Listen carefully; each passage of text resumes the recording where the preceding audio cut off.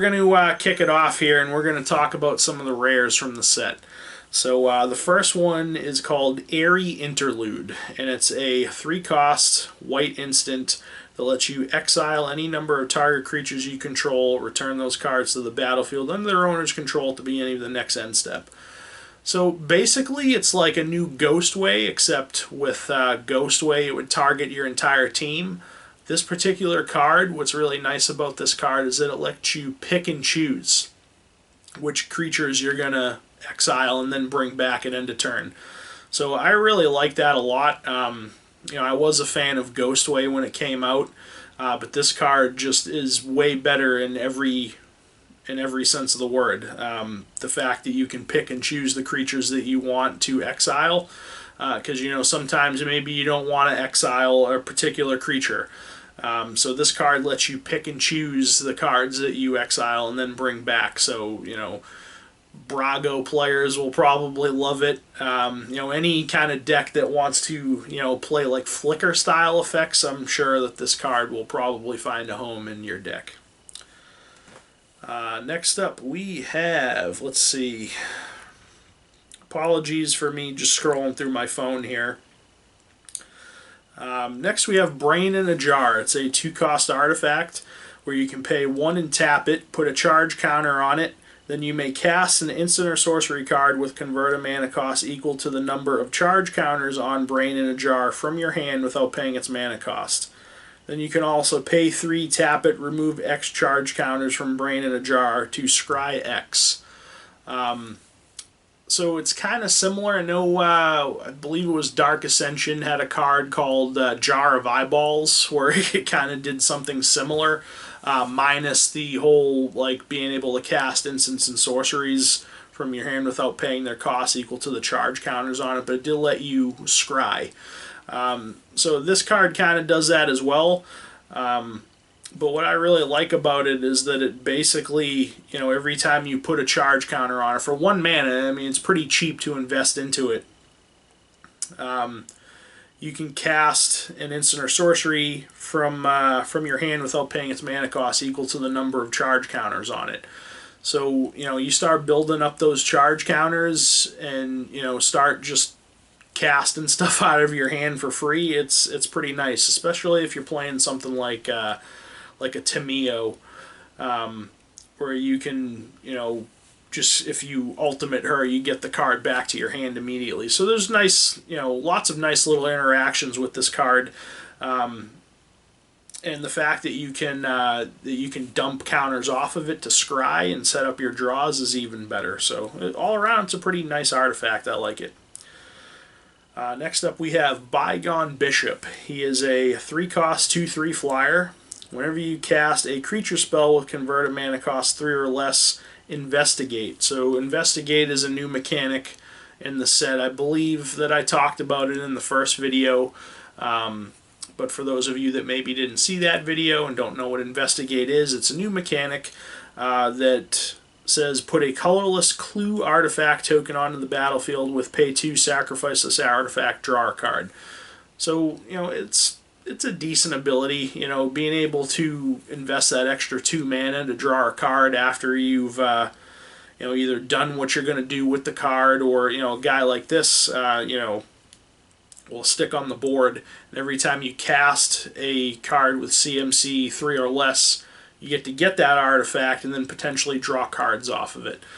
So this guy would probably be really good in tiny leaders, because all these cards, we're going to look at them from like an EDH standpoint, obviously. So maybe in 100 card EDH, he may be okay. Tiny leaders, he'd be really, really good. So that's Bygone Bishop. Next up we have, we have Geralds Masterpiece. It's a 5-cost 7/7 blue flying zombie horror. It gets -1/-1 for each card in your hand, but it also has pay 3 and a blue, discard 3 cards, return it from your graveyard to the battlefield tapped. So decks that are running some sort of reanimation strategy, I'm sure would love this card. Or if you're building some sort of deck where you want to be dumping stuff in the graveyard to, get some sort of effect. This guy would probably be really good for decks like that. As far as the cards in the set, I have seen a lot of cards that make you discard or allow you to discard stuff because Madness, the ability Madness, is back in this set. So for those of you that don't know what Madness is, if you would discard a card with Madness, you can instead cast it for its Madness cost instead of discarding it. And most of the time, the Madness costs on cards are lower than their actual mana cost. So Geralds' Masterpiece would definitely be a Madness enabler for sure. But from an EDH standpoint, he would be very, very good in like a reanimation strategy deck, or just a deck that wants to be dumping stuff in the graveyard. Next up we have Relentless Dead. It's a 2-cost 2/2 zombie with menace, so it can't be blocked except by 2 or more creatures. Also, when it dies, you may pay a black. If you do, return it to its owner's hand. Pretty good. Also, when it dies, you may pay X. If you do, return another target zombie creature card with converted mana cost X from your graveyard to the battlefield. This guy is really, really good. I'm sure that he's going to see play in Standard, possibly other formats, maybe Modern. He's really good. He's really cheap, and I would absolutely put this guy into my Ghoul Caller Jissa deck. Because, that's basically tribal zombies. So if you're playing like a tribal zombie deck, this guy's an auto-include, for sure, without a shadow of a doubt. Yeah, he's a small body, but the recursion that he brings, when he dies, you pay a black, bring him back to your hand, and you can cast him again. So, maybe you have some sort of sacrifice outlet that's going to, mess up your opponents. Maybe you have a grave pack down and you have a sack outlet, and you can just start making them have to sacrifice their best stuff. And then he also lets you resurrect another zombie out of your yard by paying X when he dies. So, and I'm pretty sure you can do both things because there are 2 different clauses on the card. So if he would die, you could pay X, resurrect something else, pay the black, and bring him back to your hand. So he's all around really, really good. I like him a lot. Next up we have Declaration in Stone. It's a 2-cost white sorcery. Exile target creature and all other creatures its controller controls with the same name as that creature. That player investigates for each non-token creature exiled this way. It's another way to exile creatures for 2 mana and white. That's pretty good. The fact that it will exile all other creatures of the same name isn't going to apply too much unless you're playing against someone that's running like a token deck. It'll just completely wipe the board of all their tokens as long as they're the same type of token. The fact that the controller of the creatures gets to investigate and put that colorless artifact onto the board where they can pay 2 and draw a card. Sure, it's a little bit of a downfall that they get to potentially draw cards off of it, but I'll gladly, use this card and exile my opponent's, huge nasty threat that's on the board that's causing me problems and let them get an artifact that they can draw 1 card off of. So, it's another way to exile creatures, which is always a good thing in EDH. Next we have Timmys Journal. It's a 5-cost legendary artifact. At the beginning of your upkeep, investigate. So every upkeep you get that artifact where you can pay 2, sack it, and draw a card. Okay. It also has tap it, sacrifice 3 clues, search your library for a card, and put that card into your hand, then shuffle your library.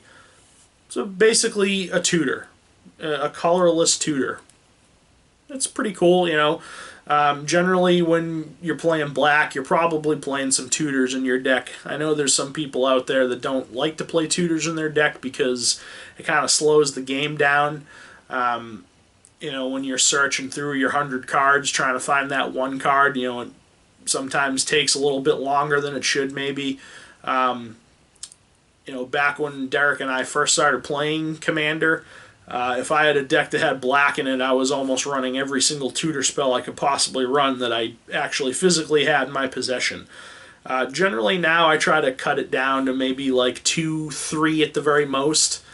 But the fact that this is colorless means you can put it in any deck. So maybe you're not running black and you want to have some sort of tutor effect. Well, now you do. The only kind of crappy thing about it is that it's a legendary artifact. But, I mean, that's not really too big of a deal. So, you know, it'll potentially draw you cards because you get to investigate every upkeep. And then you can sack 3 clues to search for a card in tutor. So, and you don't actually, I actually read that wrong. I thought you had to sacrifice this artifact as well. You don't. You just have to tap it and sacrifice 3 clues, and you get to tutor. So, a colorless tutor, yay! Alright, next up we have, let's see. We have Ark Angel Avison. So, Avison is back in this set. When I saw this card, I was pretty excited. You know, I really do like to see legendary creatures return in other sets and, you know, kind of be a little bit different from how they were before. So Avison is definitely a little different than she was before. So she's actually a flip card. She transforms. So her base form is Ark Angel Avison. She's a 5-cost 4/4 with flying, vigilance, and flash.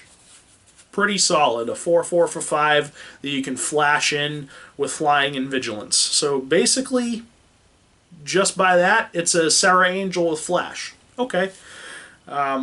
Also, when it enters the battlefield, creatures you control gain indestructible till end of turn. Well, that's just phenomenal. You know, the fact that you can flash it in and make your whole team indestructible, and, you know, if someone tries to Wrath of God or Damnation or whatever, you just flash her in and basically you're like this. So that's really, really nice. Then, when a non-angel creature you control dies, transform Ark Angel Avison at the beginning of the next upkeep. And when she transforms, she becomes Avison the Purifier. Then she becomes a red legendary angel with a 6/5 body, with flying still, obviously. And when this creature transforms into Avison the Purifier, it deals 3 damage to each other creature and each opponent. That's very, very good. I'm sure this card's going to see play in Standard, probably in other formats too, but hell, I would play this in Commander for sure. On her white side, you can flash her in, make your team indestructible, and she's a 4/4 flyer with vigilance. That's really good. And then that clause where whenever a non-angel creature you control dies, you transform her. I mean, come on, how easy is it going to be for you to have one of your non-angel creatures die, unless you're playing an angel tribal deck? But, you know, creatures are going to die all the friggin' time in Commander. And, you know, lots of people play cards with free sacrifice outlets on them. So it's probably going to be pretty easy to flip her. Then when you flip her, she lightning bolts the entire board and each player. I'm sorry, each opponent. She doesn't lightning bolt you. She lightning bolts each other creature and each opponent. So let's say you flash her in and you make your team indestructible until end of turn. So now your stuff's indestructible. Actually, no, that I read the card wrong. I'm sorry. She transforms at the beginning of the next upkeep. So if you were to flash her in and then make your team indestructible, it would have to go to your opponent's upkeep in order for her to transform if you happen to have a guy die. What I was thinking is you could flash her and make your team indestructible, then sack a guy, and then she transforms, but she doesn't transform until the next upkeep. So slightly less good than I thought it was now that I've actually read the card, RTFC, bro. But she's still really good. When she transforms, she's going to lightning bolt the whole board in each of your opponents. So, I mean, that just speaks for itself. Next up, we have Soul Swallower. He's a 4-cost 3/3 with trample, and he has Delirium, which is another new keyword from the set. So basically what Delirium is if you have 4 or more cards among card types in your graveyard, you have Delirium. So it's kind of similar to like Threshold. Just you have to have specific card types in your yard, at least 4 of the card types in Magic. So if you have that, you have Delirium. So if you have Delirium, this guy has, at the beginning of your upkeep, if there are 4 or more cards among card types in your graveyard, put 3 +1/+1 counters on him. So he can get very, very big very, very quickly if you have Delirium. So every upkeep, if you have Delirium, he's going to get +3, he's going to get 3 +1/+1 counters. So he'll turn into a 6/6 and then a 9/9 and so on and so on. So, you know, he's basically just a really big beater. Next up we have Thing in the Ice. It's a 2-cost 0/4 horror with Defender. Comes in with 4 ice counters on it. Whenever you cast an instant or sorcery spell, remove an ice counter from it. Then if it has no ice counters on it, transform it. When it's transformed, it becomes Awoken Horror. It's a 7/8 Kraken Horror. When this creature transforms into Awoken Horror, return all non-horror creatures to their owner's hands. So basically kind of like an Evacuation or Devastation Tide on a stick. So I mean that's pretty damn good. You bounce every other creature to its owner's hand, and now you have a gigantic 7/8 body on the board. And then you can just start going to town with it. So, you know, it's basically just a beater. But, I mean, after you've transformed it, I mean, it's not just a beater. It's got that evacuation built into it when it transforms. So that's really good. But, you know, after it does that, it's basically just a 7/8 body. But what it does when it transforms is really nice. Next up, we have Elusive Tormentor. It's a 4-cost 4/4 vampire wizard, because we're back on Innistrad, so obviously there's going to be some vampires. This has pay 1, discard a card, transform it. So it's a madness enabler if you're you know, playing draft or maybe standard and you're playing with cards from this set. This card will definitely enable madness for you. But when it transforms, it becomes Insidious Mist. It's now a blue elemental creature. It's a 0/1 with hexproof and indestructible. It can't block and can't be blocked. And when it attacks and isn't blocked, you may pay 2 and a black if you do transform it. So it basically goes back to being a 4/4. So it's pretty damn hard to kill, you know, because once it's transformed into Insidious Mist, you basically can't kill it. It's hexproof and indestructible, so you can't target it, and it's never going to die unless someone gives it a //. But it's got hexproof, so unless they have something like a Black Sun Zenith or something that doesn't target but puts -1/-1 counters on it, that's basically the only way I could see this dying. Unless it's your only creature and then they play something that makes you sacrifice a creature. So there are ways that this card could bite it on your side of the board, but very, very few ways. It's going to be very hard to remove. Next up we have, we have Markov Dreadknight, another vampire. It's a 5-cost 3/3 vampire knight with flying. You can pay 2 and a black, discard a card, another madness enabler. Put 2 +1/+1 counters on it. Pretty basic, you know. I probably wouldn't play it in many of my decks in EDH, but maybe, you know, seeing as it's black, maybe you'd want to play it like a reanimator strategy where you want to be dumping cards in the yard and then in the process you're getting a gigantic flyer. So it's not terrible. I personally probably wouldn't find a home for it in many of my decks, but, you know, other people might think differently about it. Next we have Flameblade Angel. It's a 6-cost 4/4 flyer. Whenever a source an opponent controls deals damage to you or a permanent you control, you may have Flameblade Angel deal 1 damage to that source's controller. Pretty cool. Basically punishes your opponents for dealing damage to you. And it is red, so I believe the only other red angel that was ever printed was a Chroma Angel of Fury, I think it was. So it's kind of cool to see a red angel, but you know, this card's pretty nice. You know, like I said, basically punishes your opponents for dealing damage to you.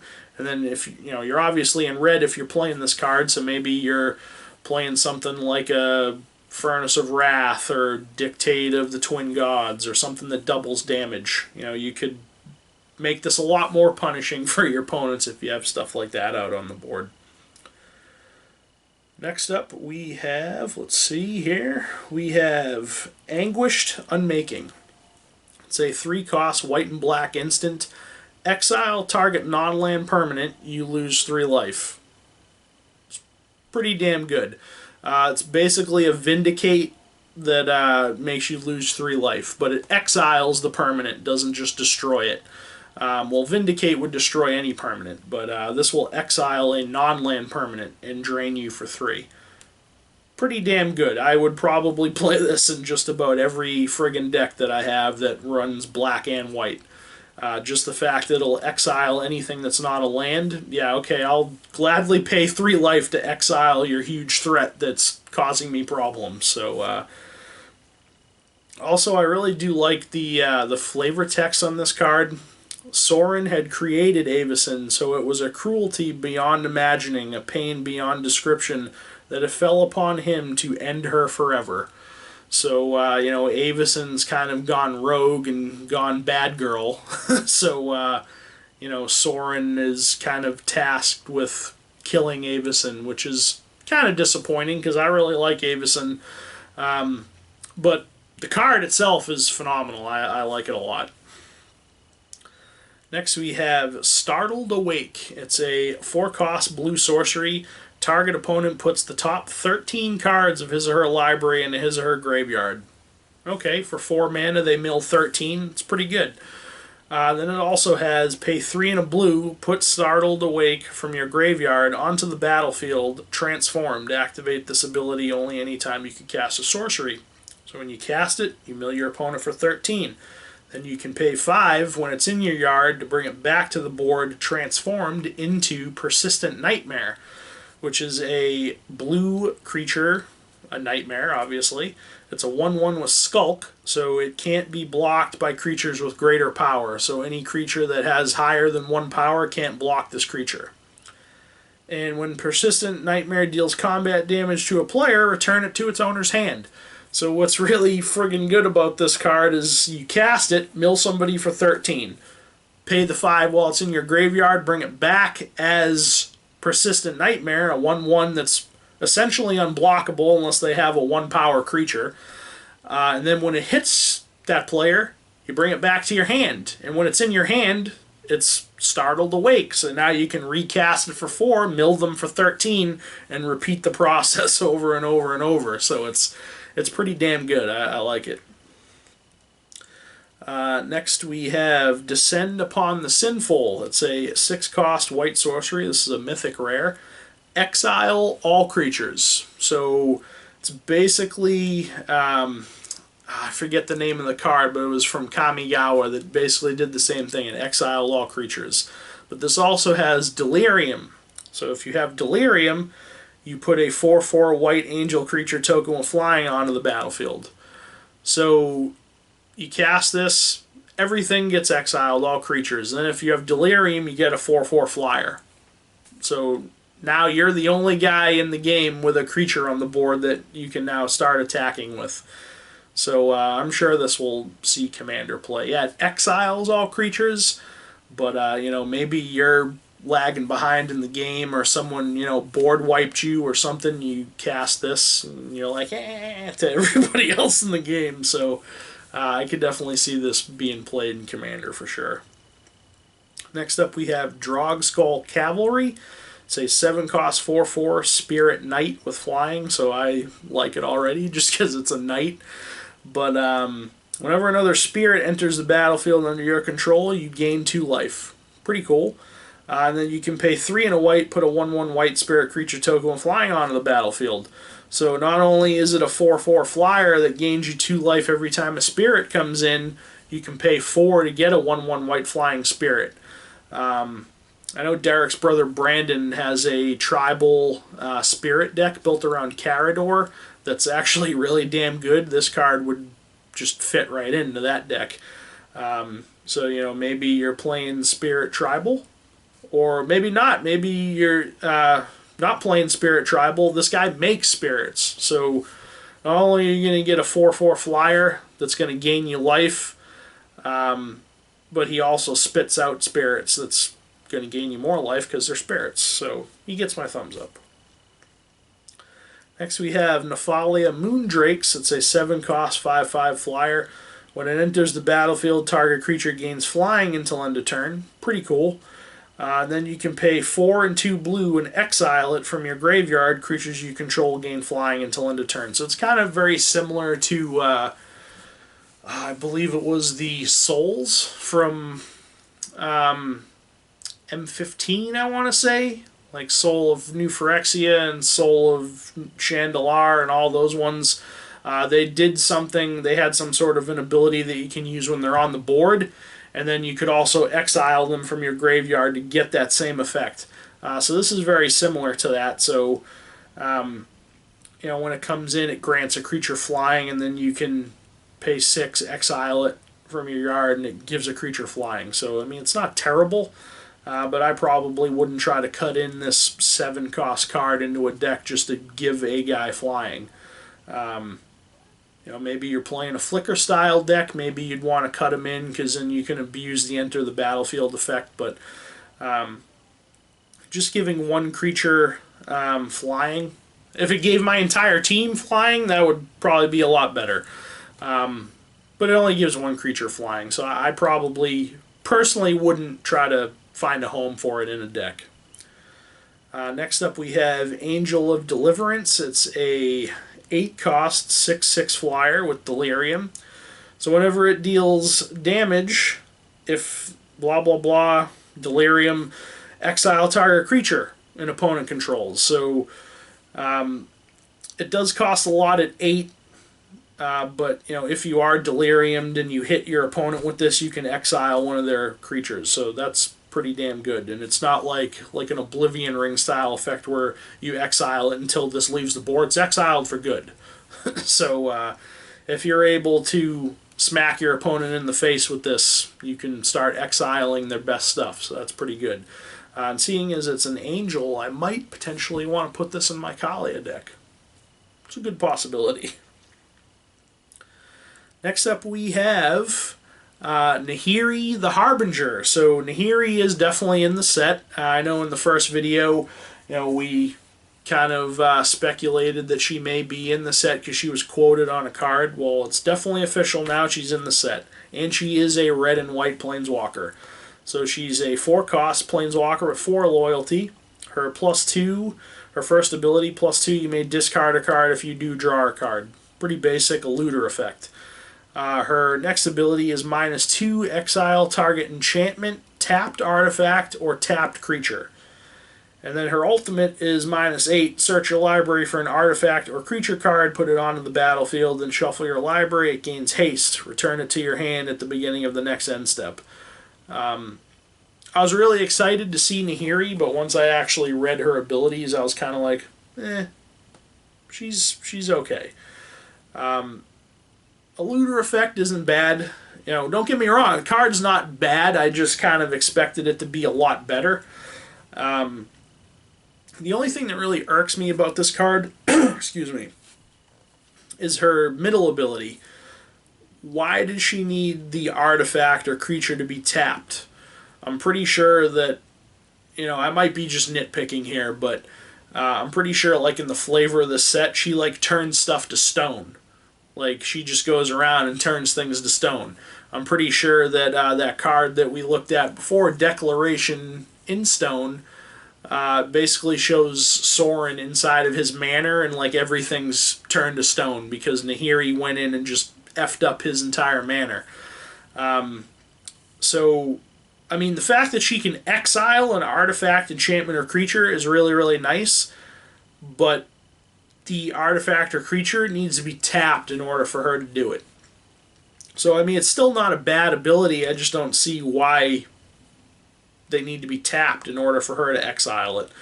Obviously, her ultimate is really, really good. You know, basically being able to rip a creature out of your deck, put it right onto the board, and it gains haste, and you can swing right away. It does go back to your hand at end of turn, but you know it's definitely, you know, you could use that to win a game for sure, to rip any creature out of your deck and give it haste.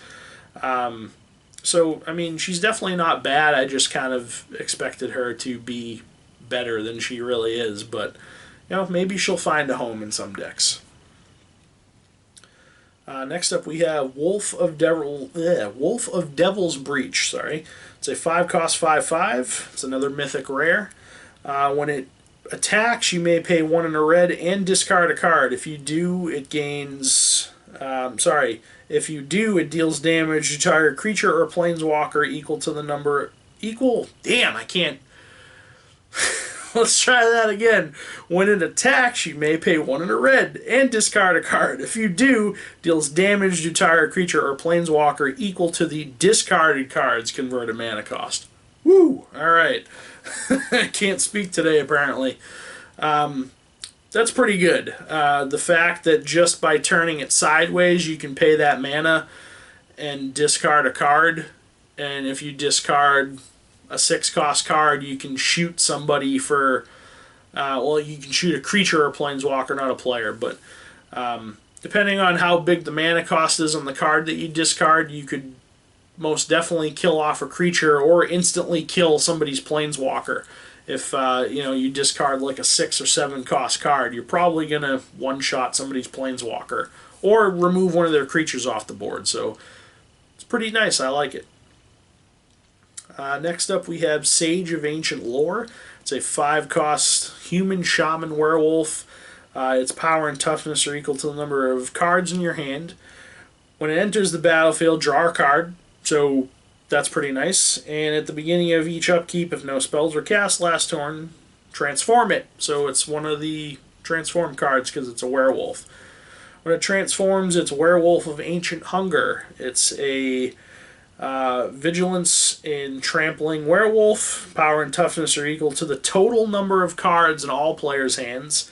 And at the beginning of each upkeep, if a player casts 2 or more spells last turn, transform it. So the way that these cards transformed is exactly the same as it was from the original Innistrad block. But it's a pretty cool card. On its non-werewolf side, it comes in power and toughness equal to the number of cards in your hand, and it draws you a card when it comes in. And then when it flips, it's probably going to be friggin' huge, and it's got trample.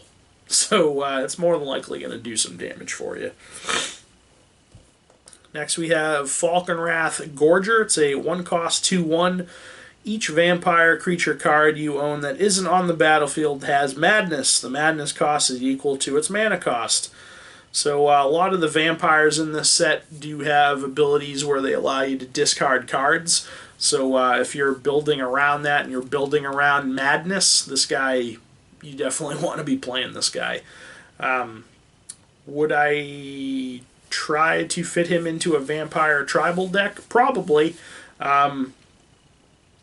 Because he's going to give all your creature cards madness. But depending on how many effects that you have that allow you to discard cards that you would actually want to pack into your deck, if you did have a lot of ways to do that, I would definitely play this guy in an EDH deck without a shadow of a doubt. But I personally don't have any decks that I would want to put him into, but I could see him finding a home maybe in a Vamp tribal deck. Next we have Rattlechains. It's a 2-cost 2/1 spirit with flash and flying. When it enters the battlefield, target spirit gains hexproof until end of turn, and you may cast spirit spells as though they had flash. So this guy wants you to play spirits. So if you're playing Spirit Tribal in EDH and you're in blue, play this guy. He's good. Next up we have To the Slaughter. It's a 3-cost black instant. Target player sacrifices a creature or planeswalker. Pretty good for 3 mana. Also has Delirium, so if you have Delirium, that player sacrifices a creature and a planeswalker. So if you're not delirium, they sacrifice one or the other. If you have delirium, they sacrifice both. So for 3 mana, it's pretty damn good. Next we have Audric Luminarc Marshal, so another returning legend. I believe we saw him first in one of the core sets, I believe, and he was pretty damn good in that set. But now he is a 4-cost 3/3 legendary human soldier. At the beginning of each combat, creatures you control gain first strike until end of turn if a creature you control has first strike. The same is true for flying, death touch, double strike, haste, hexproof, indestructible, lifelink, menace, reach, skulk, trample, and vigilance. Woo! So basically, he's a concerted effort on a 3/3 body. So it's pretty cool. I like it. Next we have another new planeswalker called Arlen Cord. And it looks like that it's a she, so she's a 4-cost gruel-colored walker with 3 loyalty. And on her base side, she only has 2 abilities. Her first one is +1 until end of turn. Up to 1 target creature gets +2/+2 and gains vigilance and haste. Pretty good. Then her second ability is pay 0, put a 2/2 green wolf creature token onto the board, then transform her. When she's transformed, she's now Arlen Embraced by the Moon. She's still a planeswalker. Now she has 3 abilities. Her first ability is +1. Creatures you control get +1/+1 and gain trample until end of turn. Very nice. Her next ability is -1. She deals 3 damage to target creature or player, and then she transforms. So if you use that ability, she goes back to her other side. And then her last ability is -6. You get an emblem with creatures you control have haste and tap them. This creature deals damage equal to its power to target creature or player. This card's bonkers. I definitely want a copy of this card for my Omnath deck. It's in the colors, and it's just amazing. On her face side, she makes creatures bigger and gives them vigilance and haste. She generates tokens, and if you generate tokens, she flips into an even better planeswalker, where she'll give your entire team +1/+1 and trample.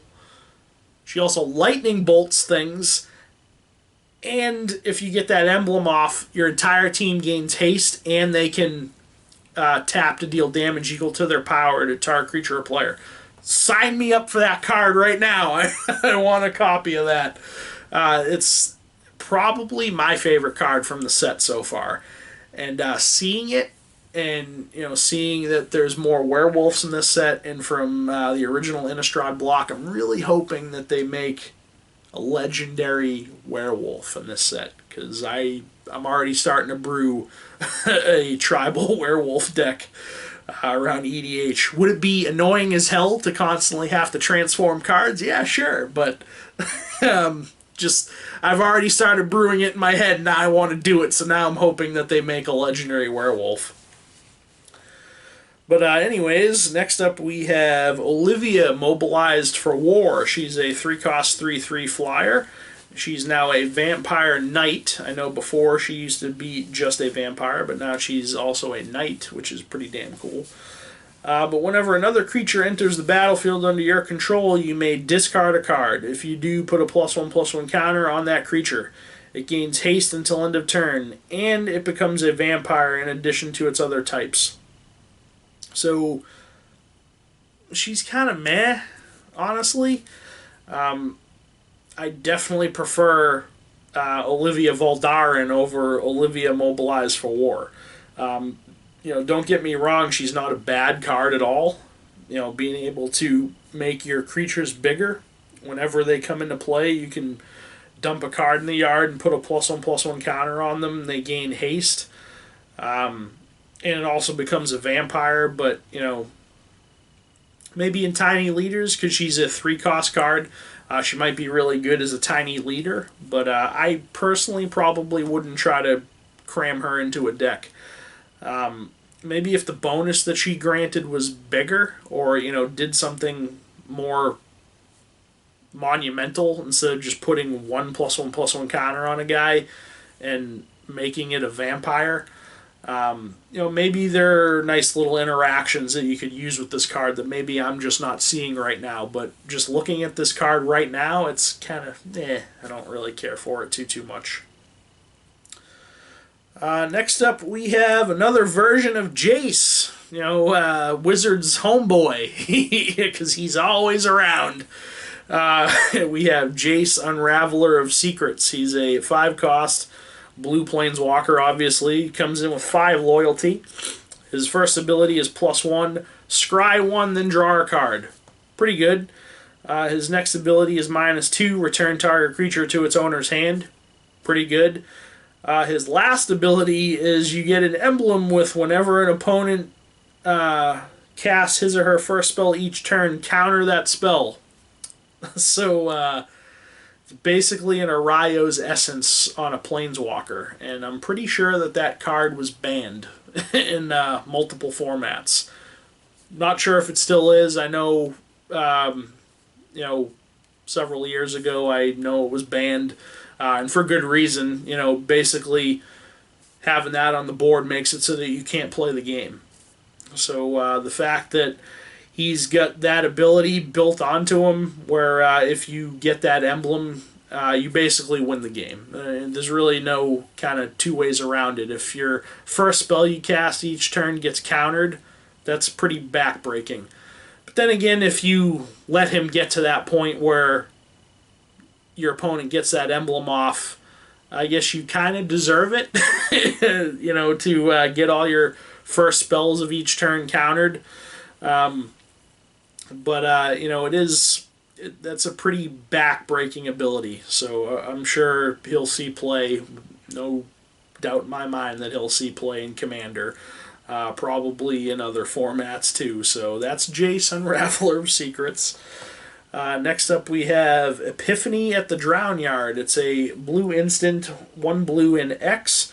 Reveal the top X+1 cards of your library and separate them into 2 piles. An opponent chooses one of those piles, put that pile into your hand and the other into your graveyard. So it's kind of like, like Fact or Fiction or, all those other cards that do something similar to this where your opponent separates the cards into 2 piles and you separate them into 2 piles and they get to pick which one they give you and which one you dump in the yard. So it's not bad.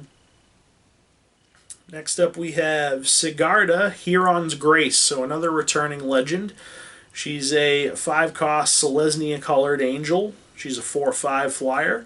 You and humans you control have hexproof. Pretty cool.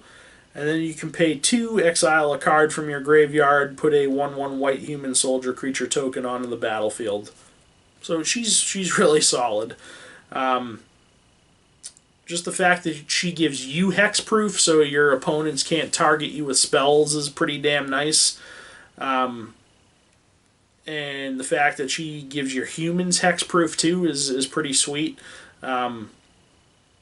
Maybe you're playing a tribal deck, maybe like soldiers or something along those lines where the creatures are probably also going to have the human subtype. She'd be really good in a deck like that. But overall, she's really nice, and she has that ability where you can exile a card from your yard to get a 1/1 white human soldier creature token onto the board. I generally don't really like exiling cards from my graveyard unless I know that I'm definitely never going to get them back. But generally when I build decks, I'm always, no matter what color I'm playing, I'm always keeping in mind, well, what can I use for recursion on my stuff? Mainly creatures, but sometimes, the other types of cards like instant sorceries, artifacts, enchantments, you always want to have some ways to recur your stuff because EDH, as we all know, is a very wrath-heavy meta, so. But that's Sigarda. Next up we have Harness the Storm. It's a 3-cost red enchantment. Whenever you cast an instant or sorcery spell from your hand, you may cast target card with the same name as that spell from your graveyard. Doesn't apply to Commander at all. So, moving on. Because, Commander's a singleton format, so there's no way you're going to be casting a card from your hand and then being able to cast something from your graveyard with the same name, because if you are, you're cheating. So, moving on. Let's see here. we have... I need to actually click on this because it's in a different friggin' language. So just one moment.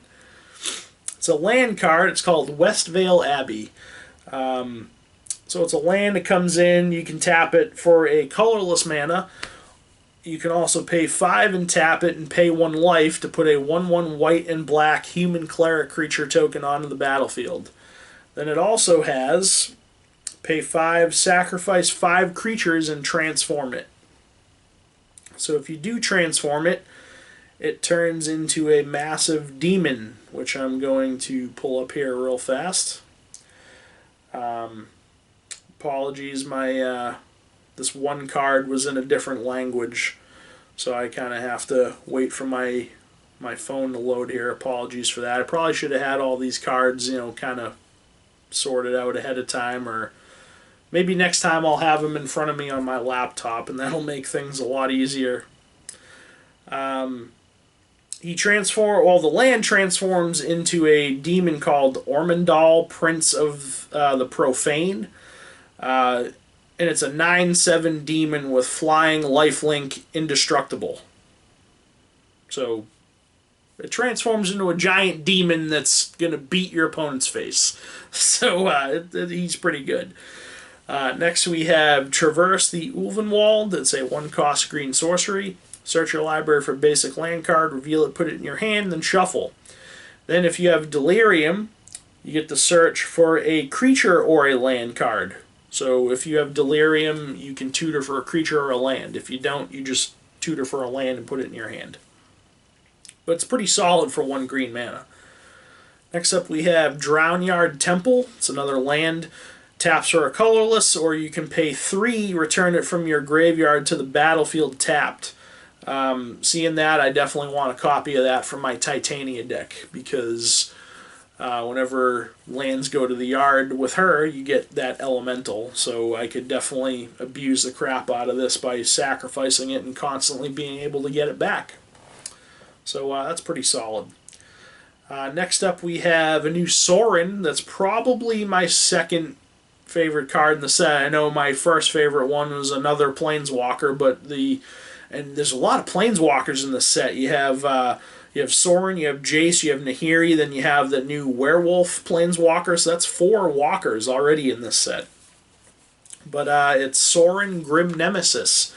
He's a 6-cost Orzhov-colored walker, comes in with 6 loyalty, and he's pretty bonkers.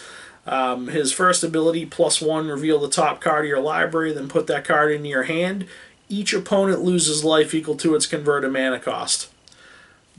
Bonkers. Like, if you have a way to set up your draws, you activate that. Oh, hey, look, I just revealed a new Lamog. You all take friggin' however much he costs, 10 or 11. Each opponent loses 10 or 11 life. And, actually, I thought you don't gain the life, but that's really good. It's basically draw a card and drain everybody for its mana cost. It's really good.